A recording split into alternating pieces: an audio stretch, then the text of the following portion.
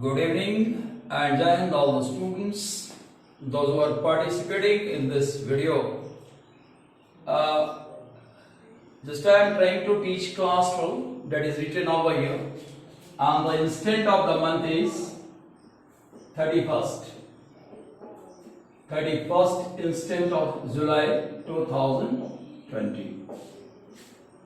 And today we will study from the point where I have left my class study.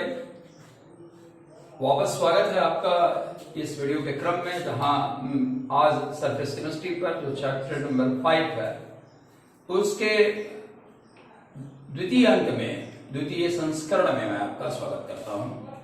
ये surface chemistry का दूसरा part है और मेरी आपसे एक इल्तजा है, एक विनती है कि आप वीडियो को ज्यादा से ज्यादा देखने की कोशिश करें, समझने की कोशिश करें।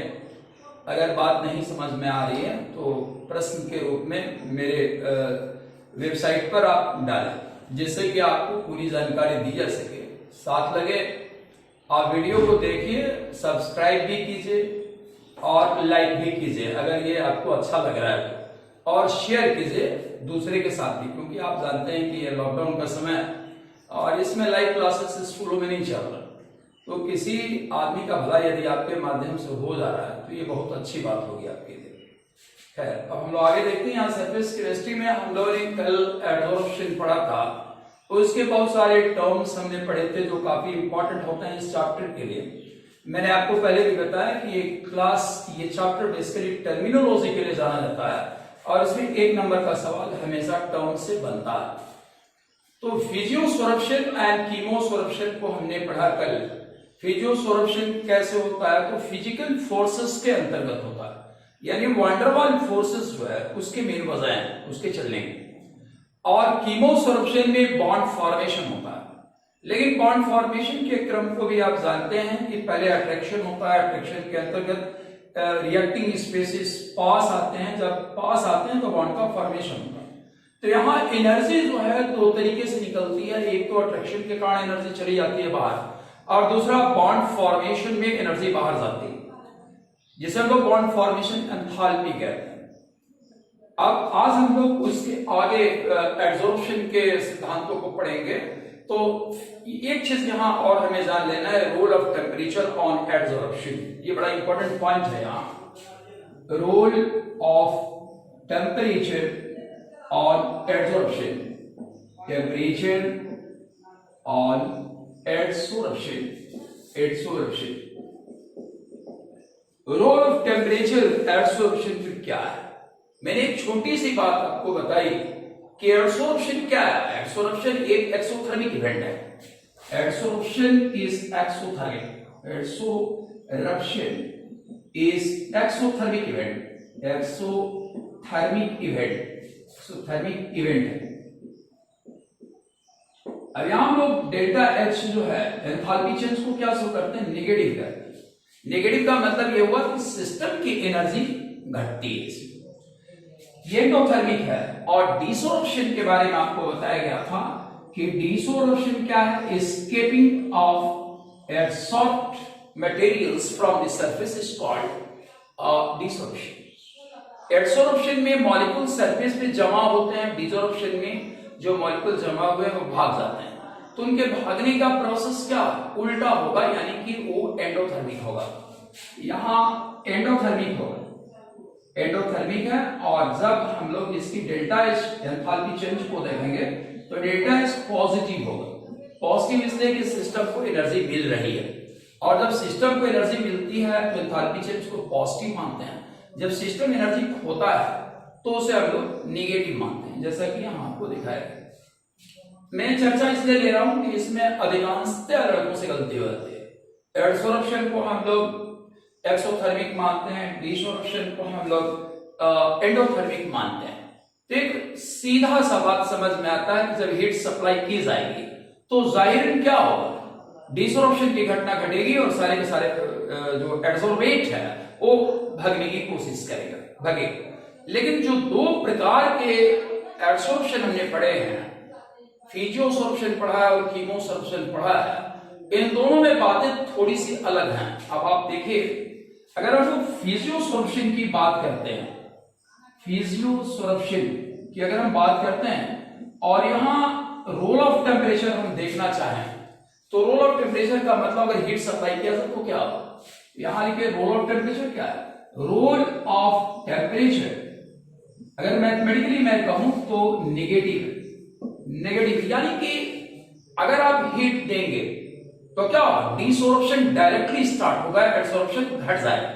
तो डिसोर्प्शन स्टार्ट्स, यहां डिसोर्प्शन स्टार्ट हो जाएगा, सीधी सी बात है। लेकिन अगर कीमोसोर्प्शन की बात हम करते हैं तो कीमोसोर्प्शन में इस बात को समझना हो, कीमोसोर्प्शन, ये कीमोसोर्प्शन जो है यहां थोड़ी सी इस बात को समझनी पड़ती है। आप कोलिजन थ्योरी पढ़ा है अपने केमिकल काइनेटिक्स में कि रिएक्शन क्यों कैसे होते हैं। Reaction occurs by the collision of reacting molecules but every collision does not make the product. Reaction collision के कारण होता है, रिएक्टिंग मॉलिक्यूल्स या रिएक्टिंग स्पीशीज आपस में टकराते हैं, उनके टकराने से प्रोडक्ट का फॉर्मेशन होता है। अब हर समय हर टक्कर से प्रोडक्ट नहीं बनता, तो जिस टक्कर से प्रोडक्ट बनता है उसे हम लोग इफेक्टिव कोलिजन कहते हैं, जिस टक्कर से प्रोडक्ट नहीं बनता उसे हम लोग इनएफेक्टिव कोलिजन कहते हैं। अब वो कौन सा टक्कर है, इफेक्टिव कोलिजन होने का कारण क्या है, ये हमको समझना होगा। तो इफेक्टिव कोलिजन तब होता है जब मॉलिक्यूल के पास एक डेफिनिट अमाउंट में मिनिमम एनर्जी होती है। अगर डेफिनिट अमाउंट में मिनिमम एनर्जी मॉलिक्यूल के पास नहीं है तो उसका टक्कर प्रोडक्ट का निर्माण नहीं करता, और इस एनर्जी को हम लोग एक्टिवेशन एनर्जी कहते हैं, जिसे हम लोग EA से दिखाते हैं। यहां मैं थोड़ा चर्चा लेता हूं EA का। EA एक्टिवेशन एनर्जी, तो ये एक्टिवेशन एनर्जी क्या है इसे समझना होगा हमें।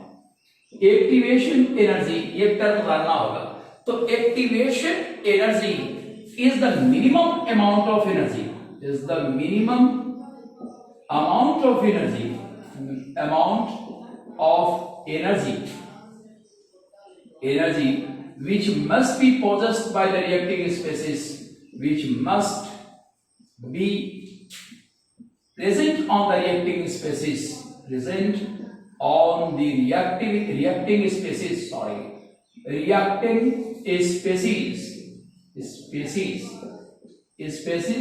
for effective collision के लिए ये एनर्जी उसके पास होनी चाहिए। अगर इससे कम एनर्जी है तो ये रिएक्शन संभव नहीं है, रिएक्शन हो नहीं पाएगा। ये जो टर्म है EA एक्टिवेशन एनर्जी का टर्म है, इस कंडीशन को कीमोसोर्प्शन में जानना होगा। तो कीमोसोर्प्शन में जब हम टेम्परेचर ऐड करते हैं, हीट प्रोवाइड करते हैं, तो इस कंडीशन में एडसॉर्प्शन फास्ट होता है। ध्यान दीजिएगा, ये बड़ा इंपॉर्टेंट एरिया है। ये थोड़ा सा जो अंतर आपको दिख रहा है, फिजियोसोर्प्शन की बात बहुत सीधी है, समझ में आती है, लेकिन इस जगह पर हमको थोड़ा सावधानी के साथ जवाब देना होगा। यहां रोल ऑफ टेम्परेचर जो है, role of temperature positive to a certain limit, एक निश्चित लिमिट तक क्या है, ये एडसॉर्प्शन को बढ़ाता है। अब एडसॉर्प्शन को कैसे बढ़ाएगा, एक्टिवेशन एनर्जी ये प्रोवाइड करेगा रिएक्टिंग स्पीशीज को कि वो बॉन्ड बना सके। तो यहां रीजन क्या है, रीजन में लिख रहा हूं, reason it provides activation energy, provides activation energy to the molecules to make bond। तो शुरुआती दौर में जब हम टेम्परेचर बढ़ाते हैं तो एडसॉर्प्शन क्या करता है, इंक्रीज कर जाता है। लेकिन और टेम्परेचर बढ़ाएंगे, निश्चित लिमिट के बाहर टेम्परेचर बढ़ाएंगे तो टेम्परेचर क्या करेगा, बॉन्ड को तोड़ देगा। तो आफ्टर अ सर्टेन लिमिट, यहां देखिए थोड़ा सा, आफ्टर अ सर्टेन लिमिट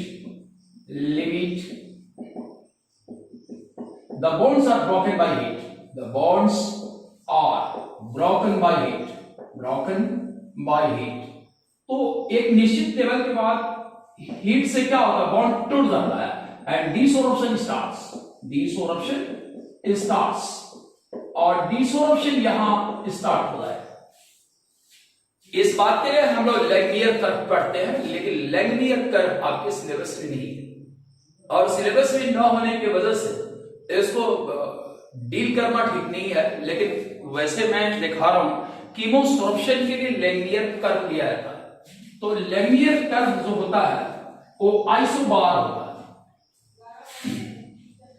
है। इस कॉन्सेप्ट के ऊपर में, इस कॉन्सेप्ट को समझने के लिए आइसोबार हम लोग लेते हैं। आइसोबार क्या है? ए plot of graph, A plot of graph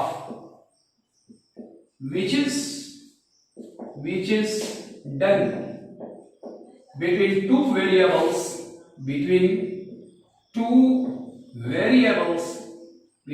variables at constant pressure, constant pressure। अगर कांस्टेंट प्रेशर पर हम एक ग्राफ प्लॉट करते हैं एडसोर्प्शन और टेम्परेचर का, तो यहां हम लोग इस पर एडसोर्प्शन लेते हैं। ये कीमो एडसोर्प्शन का केस है, याद रखिएगा, कीमो एडसोर्प्शन। इस ग्राफ को हम ले रहे हैं, ये कीमो एडसोर्प्शन। तो x/m नंबर ऑफ मोल्स जो यहां एब्सॉर्ब हो रही है, x/n number of mole, number of mole यहां दिखाया था। तो नंबर ऑफ मोल यहां लिया जा रहा है, और ये आपका टेम्परेचर कर्व, ये टेम्परेचर कोऑर्डिनेट। तो जब ग्राफ खींचा जाता है तो ये ग्राफ आपको कोई टेम्परेचर यहां से जाकर ऐसे आता है, इसके बाद से फिर ये ऐसे जाने लगता है। तो यहां तक जो आप देख रहे हैं, यहां तक क्या एडसोर्प्शन इंक्रीजेस, एडसोर्प्शन इंक्रीजेस, ये एडसोर्प्शन इंक्रीज करता है। ये ग्राफ किस पर खींचा गया है? ये ग्राफ कांस्टेंट प्रेशर पर लिया गया है। ग्राफ आपका कांस्टेंट प्रेशर पर उठाया गया है, ये कांस्टेंट प्रेशर का ग्राफ है, और कांस्टेंट प्रेशर पर ग्राफ है, इसमें बता रहा है कि एडसोर्प्शन इंक्रीज करता है। और यहां से आगे अगर आप टेम्परेचर बढ़ाते हो तो डिसोर्प्शन स्टार्ट्स, डिसोर्प्शन स्टार्ट्स, यहां आपको डिसोर्प्शन स्टार्ट हो जाता है। ये कीमोसोर्प्शन का ग्राफ है, और इस ग्राफ को हमारे सिलेबस में नहीं है, लेकिन ये ग्राफ हमको अपने दिमाग में रखना होगा कि हम अपने आंसर को सही लिख पाए। टेम्परेचर के केस में अगर ये सवाल बनता है कि टेम्परेचर बढ़ाने का फिजियोसोर्प्शन और कीमोसोर्प्शन में होता क्या है, तो इस जवाब का थ्योरी लिखने के लिए ग्राफ जरूरी है, इसको जानना होगा। फिजियोसोर्प्शन में आप टेम्परेचर देते हो, सीधा डिसोर्प्शन स्टार्ट हो जाता है। लेकिन कीमोसोर्प्शन में अगर आप हीट सप्लाई करते हो तो एक निश्चित सीमा तक एडसोर्प्शन बढ़ता है, लेकिन उसके बाद एडसोर्प्शन की जगह पर डिसोर्प्शन स्टार्ट होता है, क्योंकि एक्टिवेशन एनर्जी जब मिलती है तो बॉन्ड फॉर्मेशन होता है। जब एक्टिवेशन एनर्जी से ज्यादा एनर्जी जाने लगती है तो बॉन्ड क्या होता है, बॉन्ड टूटने लगता है और डिसोल्यूशन स्टार्ट होता है। अब जो हमारे पाठ्यक्रम में है, सिलेबस में है, उसे हमें पढ़ना है फ्रेंडोलिच कर्व, ये पढ़ना है। और ये सिलेबस में एनसीईआरटी में इसके बारे में पढ़ाया गया, हमको पढ़ना भी है फ्रेंडोलिच कर्व, फ्रेंडोलिच कर्व ये हमको पढ़ना है। फ्रेंडोलिच कर्व क्या है? तो फ्रेंडोलिच कर्व एक प्रकार का आइसोथर्म है। फ्रेंडोलिच कर्व इज आइसोथर्म, ये आइसोथर्म। अब यहां एक सवाल बनता है कि आइसोथर्म क्या होता है? तो आइसोथर्म के बारे में हम लोग पहले जान लें। Isotherm is the plot of a graph, is the plot of a graph done at constant temperature,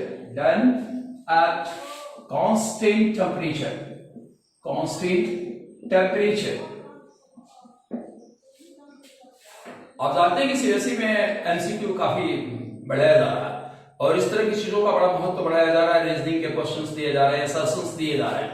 तो जब तक आप केमिस्ट्री को पूरा का पूरा नहीं जानोगे, उस तरह के सवालों का जवाब आपसे नहीं बन पाएगा, आपसे नहीं, किसी से नहीं बन पाएगा, हमसे भी नहीं बन पाएगा, अगर उसकी पूरी बात हमको मालूम हो। इसलिए पूरी बात को समझते हैं। तो फ्रेंडोलिच का ग्राफ कैसा है? आइसोथर्म है, ये मालूम होना चाहिए। ये ग्राफ कांस्टेंट टेम्परेचर पर लिया गया है। ग्राफ के कोऑर्डिनेट्स क्या है?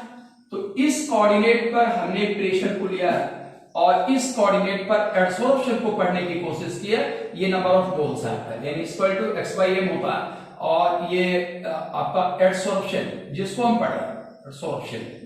तो जब इस ग्राफ को हम लोग लेते हैं तो इस कंडीशन में जो ग्राफ हमारा आता है वो ग्राफ नॉर्मली प्रेशर 0 होगा तो एडसॉर्प्शन क्या होगा, 0 होगा, तो ग्राफ आपका अपर कर्व लेके आए। अब ग्राफ के अपर कर्व आने का क्या मतलब, लोअर कर्व आने का क्या मतलब, ये हमको समझना होगा, क्योंकि रिलेशन आपको तभी मिलेगा जब स्ट्रेट लाइन आपको मिले। तो स्ट्रेट लाइन ही रिलेशन देता है। स्ट्रेट लाइन का इक्वेशन क्या आपने कोऑर्डिनेट ज्योमेट्री पढ़ी है, वहां आपने देखा होगा स्ट्रेट लाइन का फॉर्मूला आता है y mx + c। c क्या है, c यहां इंटरसेप्ट है, और m जो है टेंजेंशियल कोएफिशिएंट है, टेंजेंशियल कोएफिशिएंट। और इस जगह पर यदि ये इक्वेशन आपको मिलता है तो y is proportional to x, ये किसका समीकरण है, ये स्ट्रेट लाइन का इक्वेशन है, स्ट्रेट लाइन। और जब स्ट्रेट लाइन ग्राफ में मिलती तो उसी वक्त जो है हम रिलेशन पाते हैं, उसके पहले रिलेशन नहीं मिल सकता आपको। तो ये स्ट्रेट लाइन का इक्वेशन है, इस पर ही रिलेशन मिलेगा। अगर अपर कर्व ले रहा है तो ग्राफ का क्या मतलब है, रिलेशन यहां भी मिलेगा। तो रिलेशन ये मिलेगा कि y is proportional to x raised to the power 1/n, ये आपको मिलेगा। तो यहां से लोग रिलेशन निकालते हैं। अगर और हम लोग ग्राफ अगर लोअर कर्व लेता है, सपोज दैट हमने कोई ग्राफ प्लॉट किया और ये ग्राफ जो है ये ग्राफ कर्व के रूप में आपको इस तरीके का कर्व लगे, तो यहां रिलेशन क्या मिलेगा, मुझे मालूम है आप ये सब कुछ जानते हो क्योंकि फिजिक्स में चीजें नॉर्मल आया करती है। तो इसका मतलब ये होता है कि यहां क्वांटिटी अगर हम y लेते हैं, ये x है, तो y is proportional to x raised to the power n, ये raised to the power n होगा, वहां 1/n होगा। ये चीजें आप जानते हैं, ये मान के मैं आगे काम कर रहा हूं। अब जो हमने इस चीज को पाया, फ्रेंडोलिच ने जो पाया, तो फ्रेंडोलिच जो पा रहा है उस इक्वेशन को हम लोग देखते हैं। फ्रेंडोलिच इक्वेशन में क्या पा रहा है, तो फ्रेंडोलिच का इक्वेशन जो है इस फॉर्म में आता है कि x/m is proportional to p raised to the power 1/n, ये मिल रहा है। अब x/m is proportional to p raised to the power 1/x, 1/n, n is an integer, n is a integer, ये इंटीजर है, that is not equal to 0, not equal to 1, ये भी नहीं। तो n कहां से शुरू होगा, n must be started from 2, 3, 4 whatso it may be। तो ये संख्याएं आपको मिल रही, x/m is equal to proportional to p raised to the power 1/n। और आप जानते हैं कि जो एडसॉर्प्शन है वो कांस्टेंट टेम्परेचर पर चल रहा है, इसलिए यहां कंडीशन हम देंगे। कंडीशन क्या है, कंडीशन ये है कि एट कांस्टेंट टेम्परेचर पर ही ये बात सही होगी। कांस्टेंट टेम्परेचर, अगर आप टेम्परेचर को वेरिएबल बना दोगे तो इक्वेशन फेल कर जाएगा, इसकी अपनी एक शर्त है। तो यहां अब हम लेते हैं x/m is proportional to p raised to the power 1/n। अब जो एब्सॉर्प्शन है वो सिर्फ और सिर्फ प्रेशर पर डिपेंड कर रहा है, टेम्परेचर को हमने कांस्टेंट बना दिया, और दूसरा कोई ऐसा चीज नहीं है जिसके ऊपर इसकी डिपेंडेंसी हो। तो यहां हम लोग क्या करेंगे, प्रोपोर्शनलिटी कांस्टेंट इस जगह पर उठाएंगे। तो यहां क्या x/m is equal to k p raised to the power 1/n। k क्या है, प्रोपोर्शनलिटी कांस्टेंट, प्रोपोर्शनलिटी कांस्टेंट। अब ये प्रोपोर्शनलिटी कांस्टेंट जो होता है हर जगह पर नॉर्मली, ये कांस्टेंट सिस्टम का कांस्टेंट होता है। प्रोपोर्शनलिटी कांस्टेंट किसका होता है, ये सिस्टम का कांस्टेंट है। तो सिस्टम के कांस्टेंट में अब क्या होना चाहिए, हमको एडसोर्बेट और एडसोर्बेंट क्या होना चाहिए, सेम मिलना चाहिए। अगर ये सेम मिल रहा है तो ये बात लागू होगी, नहीं तो कांस्टेंट की वैल्यू बदल जाएगी। अगर एक गैस की अब नाइट्रोजन के ऊपर प्रैक्टिकल कर रहा हो, के की वैल्यू फिक्स होगी, लेकिन ऑक्सीजन के ऊपर प्रैक्टिकल करोगे तो ये वैल्यू बदल जाएगी, हीलियम के ऊपर प्रैक्टिकल करोगे वैल्यू फिर बदल जाएगी। लेकिन जब तक प्रैक्टिकल हीलियम पर है, ऑक्सीजन पर है, नाइट्रोजन पर है, उसकी एक स्पेसिफिक वैल्यू काम करेगी। तो यहां हमने फ्रेंडोलिच का ये इक्वेशन लिया। अब फ्रेंडोलिच के इक्वेशन को आगे बढ़ाते हैं, taking log on both sides, taking log on both sides. अब दोनों तरफ हम लॉग लेते हैं, taking log on both sides, तो क्या मिल जाएगा, log X by M is equal to log K, ठीक है। और ये आपने मल्टीप्लाई किया, आप जानते हैं लॉग के बारे में, लॉग का छोटा सा रूल आपको मालूम होगा, log m into n equal to क्या होगा, log m plus log n, ये होगा। अब इसके आधार पर हम इसको तोड़ेंगे, तो log k plus 1 by n log क्या मिलेगा, लॉग p मिलेगा। ये बाहर कैसे हो गया, तो बाहर इसलिए हो गया कि log m raise to the power n, अगर इसका लॉग लेना है तो लॉग होता है n लॉग m होता है। तो इसके हिसाब से ये चीज आपको मिल रही है। तो ये जो इक्वेशन आपको डेवलप किया गया है यहां ग्राफ के माध्यम से, ये इक्वेशन कहलाता है फ्रेंडोलिच इक्वेशन। ये इक्वेशन है फ्रेंडोलिच इक्वेशन, फ्रेंडोलिच इक्वेशन, ये फ्रेंडोलिच का इक्वेशन। सामान्यतः बोर्ड में इसे सवाल नहीं बनता, नॉर्मल नहीं बनता है, फ्रेंडोलिच से जुड़ी भी एक आध सवाल बनते हैं, लेकिन ये डेरिवेशन कभी नहीं आता, और इस पर सवाल अब तक तो नहीं बना है, लेकिन अगर बन जाए तो कोई बहुत बड़ी बात भी नहीं होगी, बन भी सकता है। मैं ये नहीं कहता हूं कि इससे सवाल नहीं बनेगा, क्वेश्चन इसमें छोटे छोटे बनते रहे हैं, लेकिन बड़ा क्वेश्चन भी बन सकता है। अब फ्रेंडोलिच इक्वेशन को अगर हम लोग लिक्विड में लगाते हैं, लिक्विड सॉल्यूशन लेते हैं, तो सॉल्यूशन में एब्जॉर्प्शन पर क्या असर पड़ेगा, ये हम लोग देखने की कोशिश करेंगे। जैसे हमने सॉल्यूशन लिया, तो सॉल्यूशन में आपको रहता क्या, सॉल्वेंट रहता और प्लस सॉलिड रहता।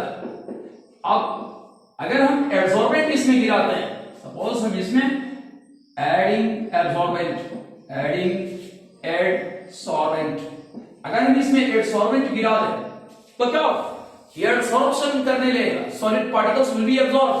यहां देखते हैं solid particles will start absorb, solid particles will be started to absorb, will be started to be absorbed, to be absorbed। अब जो solid particles ये absorb होने लगेंगे, तो फ्रेंडोलिच का इक्वेशन यहां फिर हम लगाते हैं, कांस्टेंट प्रेशर पर फ्रेंडोलिच को एक्टिव करते हैं, तो फ्रेंडोलिच इक्वेशन, फ्रेंडोलिच इक्वेशन। अगर हम फ्रेंडोलिच इक्वेशन को सॉल्यूशन पर करते हैं, क्या x by m will be proportional to, यहां इस जगह पे क्या हो जाएगा आपका c raise to the power 1 by n। ये c क्या है, concentration of solution, c here is concentration of solution, concentration of solution, ये हो रहा है। अब हम लोग आगे क्या करते हैं, इसमें भी एक कांस्टेंट लेते हैं, x by m is equal to k c raised to the power 1 by n। k क्या है, प्रोपोर्शनलिटी कांस्टेंट, एक बार फिर देख लीजिए, दिमाग में शायद सेट कर जाएगा आपके। ये प्रोपोर्शनलिटी कांस्टेंट है, प्रोपोर्शनलिटी कांस्टेंट नॉर्मली सिस्टम का कांस्टेंट होता है, जिन चीजों से सिस्टम बना हुआ है उसमें आप परिवर्तन करेंगे तो उसकी वैल्यू बदल जाएगी। अब लॉग लेते हैं, तो लॉग लेंगे तो टेकिंग लॉग, अगर हम लॉग लेंगे तो क्या बनेगा, log x by m is equal to log k plus 1 by n log c। ये फ्रेंडोलिच का इक्वेशन जो है आपके सॉल्यूशन में एडसॉर्प्शन के ऊपर अप्लाई होता है, ये हमने देख लिया। तो एडसॉर्प्शन का एक बात हमने देखा, थोड़ा अगले कॉन्सेप्ट को लेते हैं, दैट इज आवर कैटालिसिस। चलिए यहां हम लोग एक कॉन्सेप्ट उठाते हैं कैटालिसिस का। तो कैटालिसिस क्या है, आपने इस चीज को पढ़ा, कैटालिसिस या कैटालिस्ट, ये आपने पढ़ा। तो कैटालिसिस क्या होता है, catalysis is a process in which the presence of an external substance influences the rate of reaction, but the external substance does not take part in chemical reaction, and after the chemical reaction is over, the chemical composition of external substance remains all the same. तो catalyst उत्प्रेरण या catalysis वो घटना है जिसमें किसी बाह्य पदार्थ को रखने से रिएक्शन की स्पीड पर प्रभाव पड़ता है और वो जो एक्सटर्नल सब्सटेंस वो रिएक्शन में भाग नहीं लेता, उसका केमिकल कंपोजिशन रिएक्शन के बाद सेम रहता है। इस प्रोसेस को हम लोग कैटालिसिस कहते हैं और जो एक्सटर्नल सब्सटेंस हमने ऐड किया है वो कहलाता है कैटालिस्ट। याद रखते हैं कैटालिसिस इज अ प्रोसेस और phenomena, is a process in which an external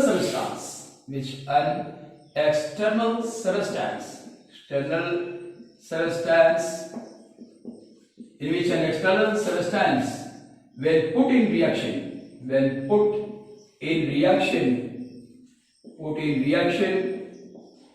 increases the rate of a reaction।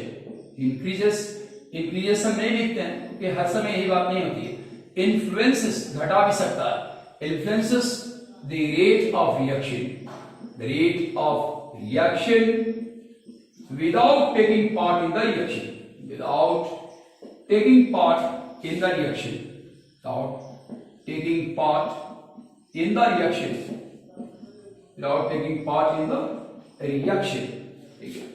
the chemical composition of the substance remains the same।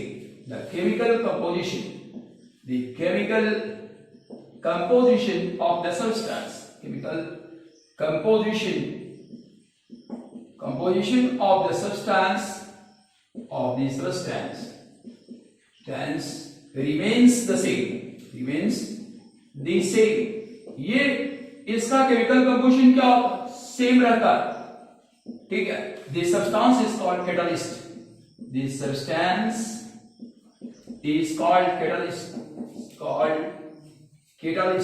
Substance catalyst कहलाता है। अब जैसे हम एक रिएक्शन लेते हैं, पोटेशियम क्लोराइड को जब गर्म करते हैं KClO3, ये पोटेशियम क्लोराइड है, इक्वेशन को बैलेंस फॉर्म में लिखते हैं तो KCl + 3O2 ये आपका बनता है।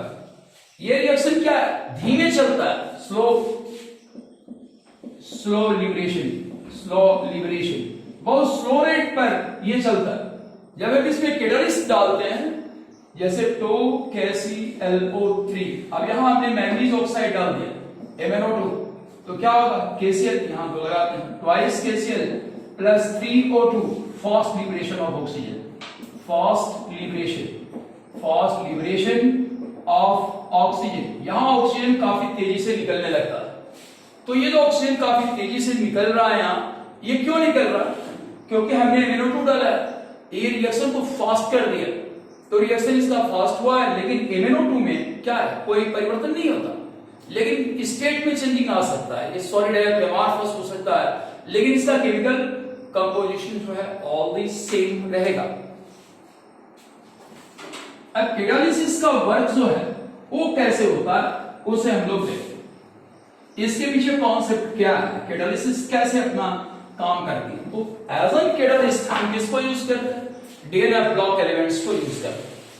We use D and F block elements, F block elements as a catalyst, हम कैटालिस्ट के रूप में D and F block elements को यूज करते हैं। ये काम कैसे करता है? तो इसके काम करने का मेथड एडसोर्प्शन, ये एडसोर्प्शन के तरफ काम करता है। एडसोर्प्शन, तो एडसोर्प्शन के द्वारा क्या होगा? रिएक्टेंट मॉलिक्यूल्स एक्युमुलेट,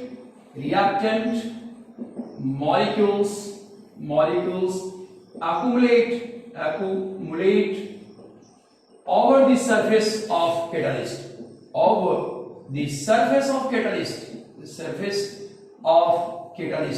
ये कैटालिस्ट के सरफेस पे आ जाते हैं। अगर कैटालिस्ट के सरफेस पे आ जाते हैं तो एक छोटे से इलाका में ये पहुंच जाते हैं। तो छोटे से इलाका में क्या होता है? इनका कोलिजन जो है बढ़ जाता है। तो locking in small area,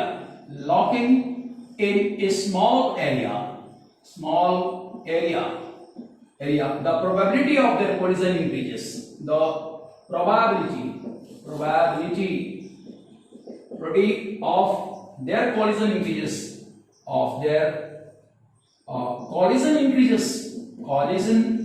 increases. इनकी प्रोबेबिलिटी जो है कॉलिजन की बढ़ जाती है, क्योंकि बहुत छोटे से इलाका में, अगर बहुत छोटे से इलाके में गैसेस पार्टिकल्स को डाला जाएगा तो ज्यादा टकराएंगे, और ज्यादा टकराने से प्रोडक्ट जो है ज्यादा बढ़ेगा। तो इस वजह से क्या होता है, कैटालिसिस का वर्क होता है एंड प्रोडक्ट इज फॉर्म मोर, और प्रोडक्ट जो है यहां ज्यादा बनता है, फॉर्म मोर, ये ज्यादा प्रोडक्ट बनता है। ये कॉन्सेप्ट ये है सरफेस केमिस्ट्री का, जिसमें हम लोग एडसोर्प्शन के सहारे इस बात को समझा रहे हैं कि कैटालिसिस कैसे हो सकता है। अब अगला कॉन्सेप्ट इसमें ये आता है, जो मॉडर्न कॉन्सेप्ट है इसका, इसके मॉडर्न कॉन्सेप्ट को देखो। The modern concept of catalysis, catalysis के मॉडर्न कॉन्सेप्ट को हम लोग देखते हैं। तो कैटालिसिस का मॉडर्न कॉन्सेप्ट जो है ये कहता है कि वेरिएबल वैलेंसी ही इसके कैटालिसिस का मेन कारण है। वेरिएबल वैलेंसी जो है डी एंड एफ डॉक एलिमेंट्स के पास होती है, और यही इसके कैटालिसिस का मेन कारण है। अब जब एडसॉर्प्शन होता है तो यहां हम लोग दिखा रहे हैं, इस तरह से डी ब्लॉक एलिमेंट है, मान लीजिए इसका ये वैलेंसी हम शो कर रहे हैं इस रास्ते पे, और फिर यहां पार्टिकल्स जोड़ रहे हैं। तो पार्टिकल्स जोड़ने के बाद आप देखेंगे कि इसकी ये वैलेंसी फ्री है, ये वैलेंसी फ्री, ये फ्री वैलेंसी है इसके पास। तो ये जो फ्री वैलेंसी इसको मिली हुई है, इस फ्री वैलेंसी से रिएक्टिंग पार्टिकल्स, अगर मान लिया आप रिएक्शन A प्लस B के बीच में करवा रहे हैं, तो यहां A अपना बॉन्ड बना लेगा और B यहां अपना बॉन्ड बना लेगा। अब ये बहुत छोटा सा इलाका इसको मिल गया, ये आपस में क्या करेंगे, टकराएंगे। तो यहां क्या, collision will start।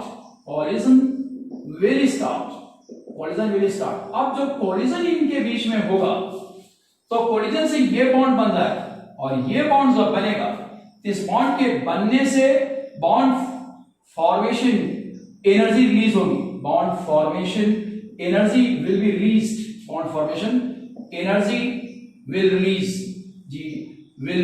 अब ये जो बॉन्ड फॉर्मेशन एनर्जी यहां रिलीज कर रही है, ये एनर्जी जो यहां से रिलीज करेगी, वो एनर्जी इस बॉन्ड को तोड़ देगी, और जब ये बॉन्ड टूटेगा तो आपको क्या मिल जाएगा, ए भी मिल जाएगा, और फिर ये आपका फ्री होता है। ये modern concept. Thank you guys for watching the video. Thank you a lot.